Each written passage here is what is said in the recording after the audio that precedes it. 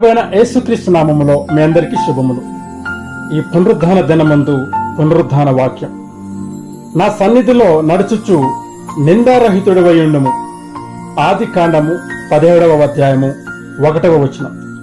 ప్రియ సహోదరి సహోదరుడా, దేవుని లేఖనాలు సెలవిచ్చిన రీతిగా నా సన్నిధిలో నిందారహితుడివై ఉండుము అనే వాక్యము ద్వారా దేవుడు స్పష్టంగా మాట్లాడుతున్నాడు. ఎవరైతే ఆయన సన్నిధానంలో యథార్థముగా నడుచుకుంటారో దేవుడు వారి పక్షమున నిలబడతాడు అని వారిని ఆశీర్వదిస్తాడు.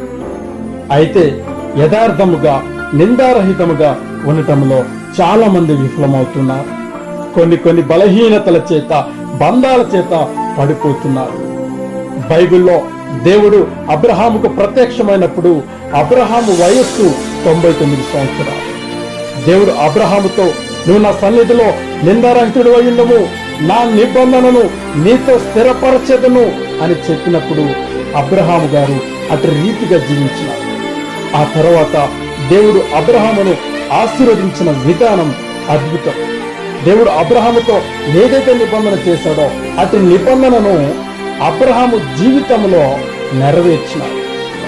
కాబట్టి ప్రియ జనాంగమా, దేవుని సన్నిధానంలో నిందారహితముగా ఉంటే ఆయన ఆశీర్వాదాలు మన జీవితంలో ఎల్లవేళలా ఉంటాయి. అటు రీతిగా ఉంటారని ఆశిస్తూ దేవుని కృప మీకు తోడై ఉండును గాక. ఆమేన్.